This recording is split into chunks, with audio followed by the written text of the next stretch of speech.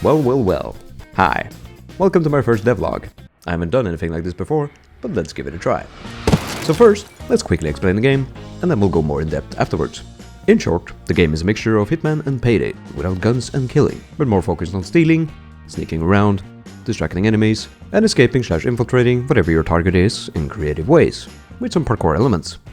I've actually made a lot of the baseline functions for the game already, so I'll show you some of that. But first, let me introduce you to my inspiration. So I can try to explain my idea a little deeper, as well as the reasoning for some of the choices I've made. I really like stealth games.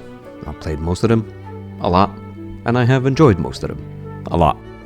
But for my game, I'm mostly focused on Hitman and Payday, specifically these. Hitman, in short, is basically like the game title would suggest. You're a hitman, killing people.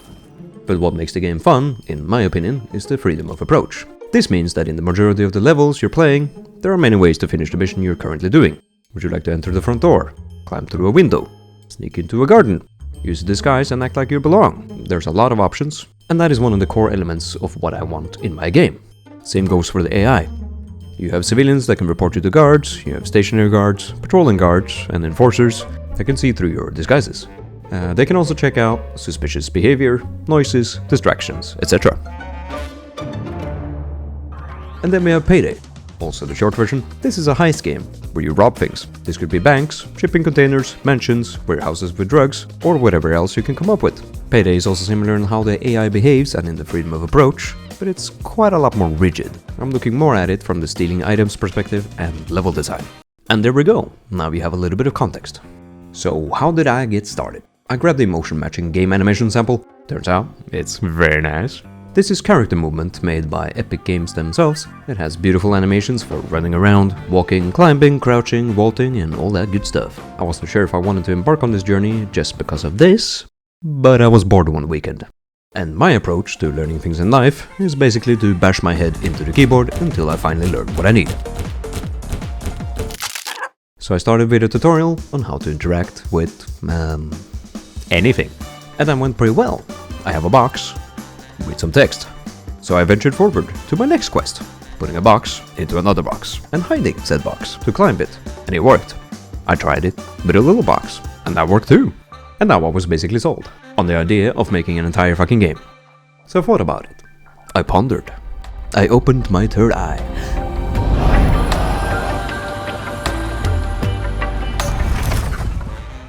And I decided to use the Synty Studio's low-poly art style.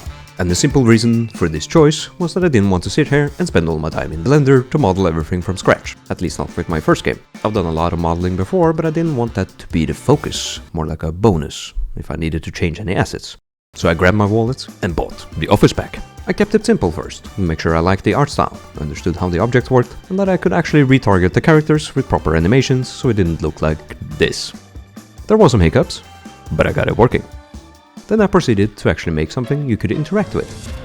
Doors and keycards, because obviously some back doors needs to be locked, at least that's what my girlfriend would tell me if I had one. And you guessed it, it's another tutorial. If you're not familiar with Unreal Engine, it mainly uses something called blueprints, or C++, but we don't talk about that. And that means instead of programming, like you normally would, you plug stuff into each other. So for example with this you make an option for pressing E, which goes to another blueprint that tells the game that you pressed E and receives a key. And then in the door script you check if the player has picked up this specific key, or needs a key at all, not every door needs to be locked. And if it all goes through, you move the door.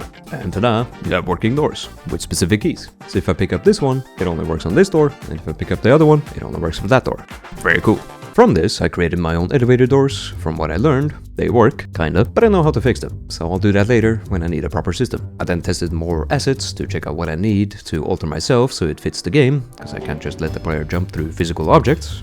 And as we go on, I learned how to retarget animations from, for example, Mixamo for civilians so I can make them do stuff. I fixed my homie's legs, and then we reach pretty much the most difficult part, AI behavior. I looked through some more tutorials and a lot of them were using the system called pawn sensing. So that's what I went ahead and started to use. Meet Bob. Bob doesn't have a brain, so we need to give him some head. So what does Bob need? He needs to be able to see the player, play an animation to indicate that he sees the player, roam around freely, stand still as a proper guard should, and patrol. He should also be able to listen for sounds, chase, and catch the player. And I made all of that. As you can see, it's quite a lot of different shit. It had some bugs, but it was overall fine. But I kept seeing something about AI perception. So I googled it. And it turns out, pawn sensing, the system I had been using, was deprecated back in 2016. What you should use now, apparently, is AI behavior trees. So I took a small break from AI and made some other features. Like this texture for the camera on the floor, like HITMAN does. A bare-bones mission system to understand a bit more of how data functions, where you can start a mission, have a description, 2 types of mission objectives, steal whatever the objectives are, and have a list of current objectives. I then used the same logic to test making a unlockable system, because I want some sort of hideout, like in PAYDAY. And I made a Jackie system for inspecting objects, so you could, for example, pick up a post-it note with a code on it and input it somewhere else. And at last, we are back again, creating the AI. I made a new stationary guard, one that can roam around freely, another one that can patrol to specific patrol points, a new chase system, a catch function, an option to detect sounds, the option for my guy to speak when he sees the player, or is chilling idle on the side, a regular civilian standing around that will run to a specific guard if it sees the player doing illegal activities, and a disguise system, which is currently just pressing a button. Oh, and enforcers that will ignore said disguise if told to.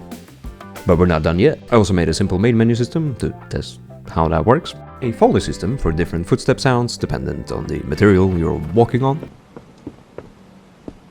Learned how sub-level streaming works for proper optimization.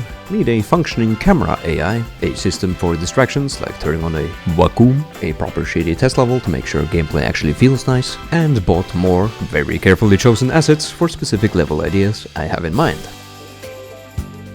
And then I tested how to make a modular character and learned that this door does not fit this one. So I fixed that in Blender. And now we're pretty much catched up. I also started to make a tutorial level to test out more level design, with some ideas for collectibles, etc. But this will more than likely change a lot later, but I have at least tested some lighting and ambient visual effects. Now for the very last thing. After posting this video, I've been made aware that there's a game called One-Armed Robber, as well as this Perfect Heist 2 game, which I didn't know about before. I have now played it, it's fun, it's nice, but I genuinely believe my game will be vastly different, so I will continue development regardless. And that's it. I hope you enjoyed, leave suggestions in the comments, and I'll see you in the next video.